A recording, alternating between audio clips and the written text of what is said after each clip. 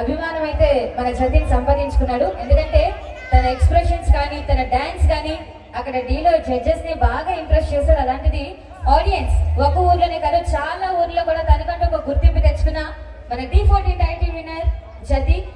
Darlings, మీ అందరికీ తెలియదేం లేదు, డీలో అక్కడ చాలా మంది కంటెస్టెంట్లు ఉంటారు.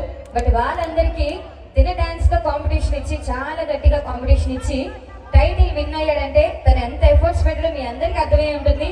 మన D14 టైటిల్ విన్నర్ జతిన్ ఇక్కడ తీసుకొచ్చిన దుర్గా యూత్ కి అలాగే మన జతిన్ కి ఒకసారి గట్టిగా ఆ రెండు చేతులు ఖాళీ చేసుకుని చప్పట్లు కొడతారు కోరుతున్నాను. Please everyone. Thank you. ఒక D14 కాదు, ఇంకా నెక్స్ట్ సీజన్ లో కూడా నేను చూడాలనుకుంటున్నాం Jatin. And I wish please మాట్లాడదాం. కొంచెం మా వాళ్ళకి హాయ్ చెప్తే బాగుంటుంది.